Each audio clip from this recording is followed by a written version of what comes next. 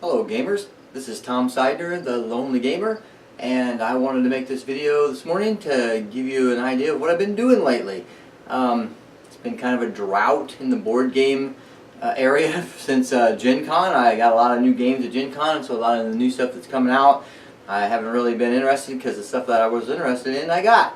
So I will say though, during Gen Con I did pick up a book at the Weird booth, and the book was the Fated's Almanac for Through the Breach, which is an RPG. I did a combat example of that RPG in another video, so you can go see that if you want. That RPG is based in the Malifaux world, and I've been reading the fluff from that, and it's really drawn me back into Malifaux. I used to play Malifaux a lot, the miniatures game. I had a buddy who lived here, and we played Malifaux almost every Thursday, and I really enjoyed it.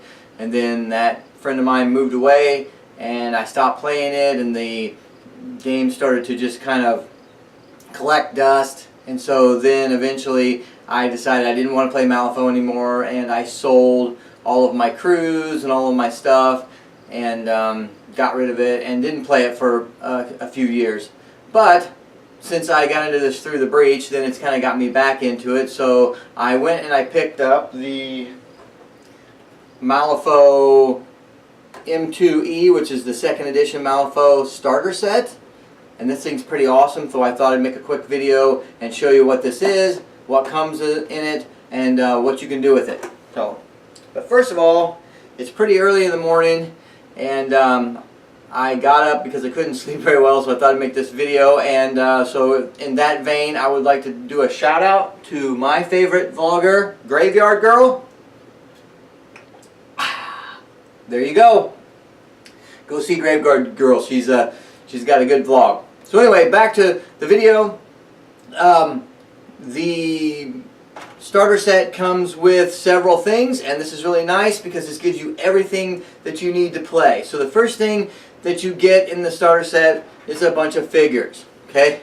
Now, my sprue is empty because I've already cut out all my figures. I will warn you, if you're going to do this, there's a few little tools that you're going to want to have, and this is not for the faint of heart. So if you're just a board gamer and you like to grab things out of the box and play with them, this is not for you, because these figures come probably minimum 5 pieces each. The nice thing about Weird is they do sprue these things individually, so each one of these individual squares has a figure on it, so it's easy to tell what piece goes to what figure. The figures that come in this base game are probably simpler to put together than others, but they're not simple. Alright? I often wonder why this character needs to be molded with his foot off. I mean, they could have molded him with his foot on.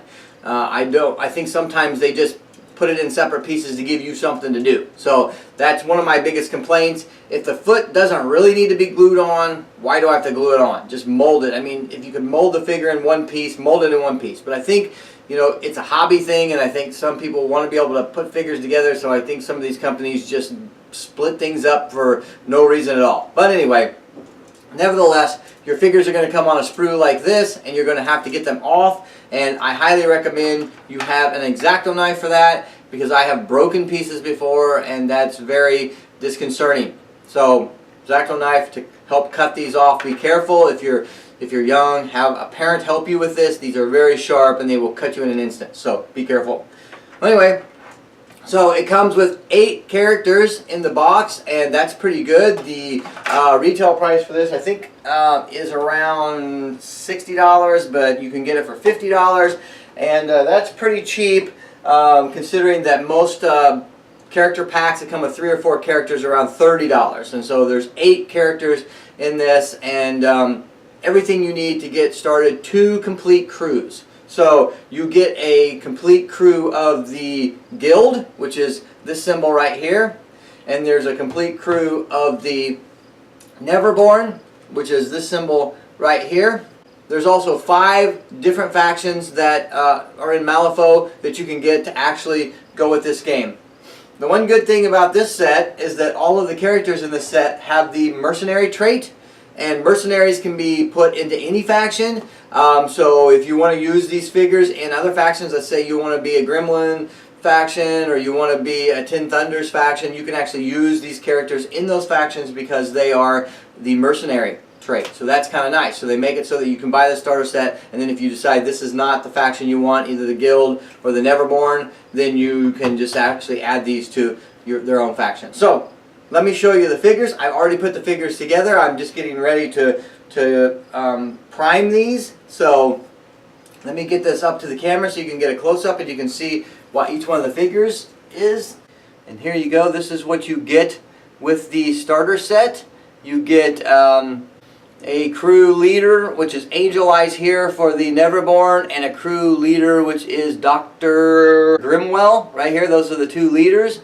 And then you have the minions for each group. You have the Blood Wrenches here for the Neverborn. You have the Orderlies here and here for the guild. And each group has an enforcer, and the enforcer here is the nurse, and the Scion of Blackblood for the Neverborn. So let me get these a little closer so you can see what they look like. So I'm getting ready to prime these. One of the things when I do my figures is I don't like the bases to be painted. Here's one of the figures that I've already primed. I don't like the bases to be painted, so I usually like to prime them and then put them on the bases afterwards. So one of the things I do is I tape them down to painter's tape. I prime them and then I can pull them off, because you don't want prime on the bottom of their feet when you glue them on the bases, otherwise they'll fall off the bases. The prime will come off and the prime will be stuck on the base and the figure will not. So I do this to keep any primer off of their feet so that they'll glue onto the bases better. But these are ready to go into prime, and so I will be priming these after the video today. The other things that you get in the starter set is you get two really nice rulers, one for the Neverborn in the Neverborn color, which is purple, and they're nice pliable rulers, and you can move them around when you're measuring, so these are really nice. You also get one in the guild color of red, and same thing. You get 8 bases that you'll eventually glue your miniatures on. These are 30mm bases. You get the 2 decks of cards, and these are fate decks, and these are really nice decks. They're exactly the same inside except for the backs are different. So the back of each deck is nice, so you can keep them separated. If you get them mixed up somehow, you know that these are the Neverborn, and then the guild have the guild symbol on the back. But one nice thing about these cards is these kind of harken back to the beginning of Malifaux, because these cards are actually paper cards. So they're kind of nice. Malifaux has gone to almost a completely plastic card base. So here's a card deck, a newer card deck from them, and this is a plastic card. And it's nice because they hold up pretty well, but they are very slick. They kind of slide against each other, and they're easy to drop or knock across the table. These paper ones that come with the starter set are actually pretty nice because they're easier for people who are not used to the plastic cards to actually, you know, keep them on the table and keep them from moving around. So a nice paper deck. They've got really good artwork on the cards, so the cards have very nice artwork, and they also have some information on them when certain cards come up. So this is the Red Joker, and when the Red Joker comes up, it does some pretty special stuff, and so it has some information on there right there that tells you what happens when the Red Joker comes out. The Black Joker is the same way. It's got some text on it to tell you what happens because it's a bad card. So other than that, the cards have really nice artwork. They have artwork depicting different people in the different factions. I'll just go through here. The actual numbered cards are pretty plain, but the face cards all have pictures from the different factions, and so they're really nice. Now, both decks have the same pictures on them. The nice thing about these cards too is they're good for new players. So they not only have the pictures on them, they also have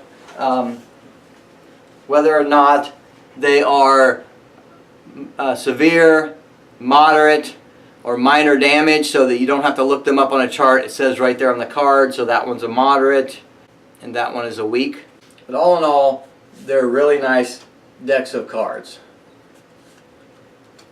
Another thing this starter set comes with are some stat cards for each one of the units that come in the game, and also a couple of quick reference cards, which are really nice. So I'm going to bring those up there so you can see them. We got the stat card for an orderly here. The stat card has all the information you need to know on the unit. It has all of its abilities, and on the back it has all of its attacks. You get a stat card for each one of the people in the game. You also get a couple upgrade cards, one for each faction, and these can be added to your henchmen, which are the main guys in this game.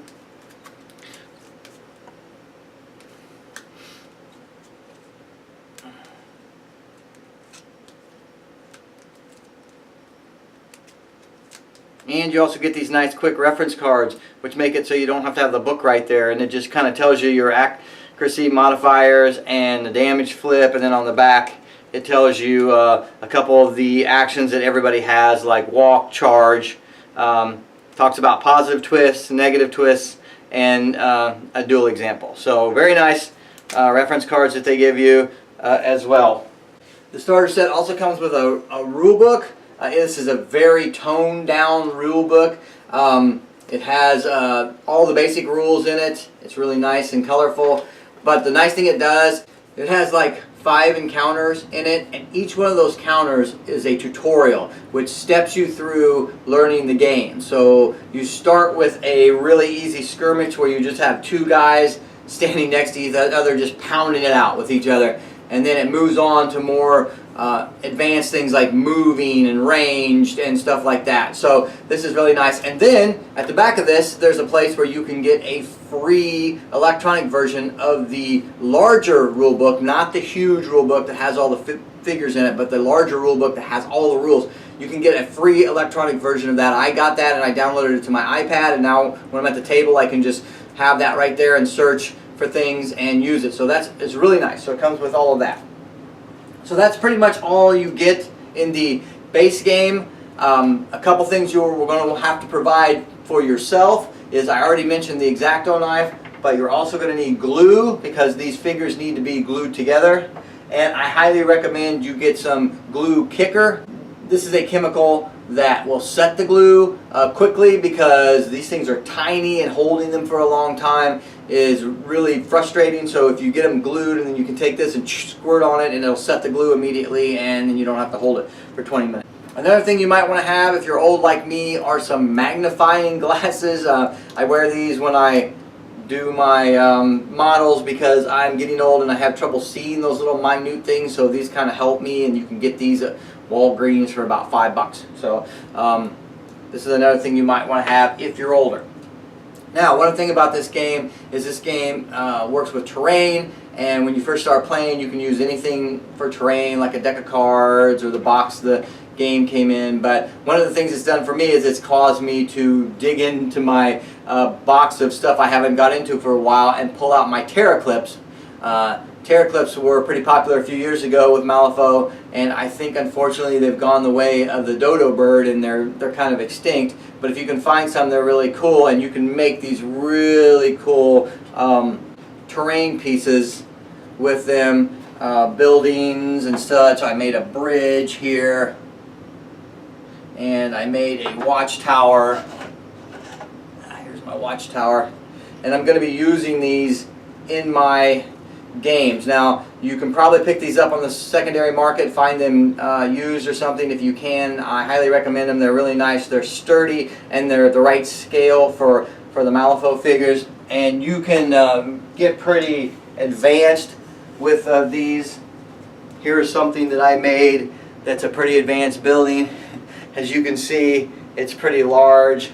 It's got a lot of detail, and you can lift the tops off, and you can actually move your figures around inside the building so that you can have skirmishes inside the building as well. So very nice if you can find them. Highly recommend it.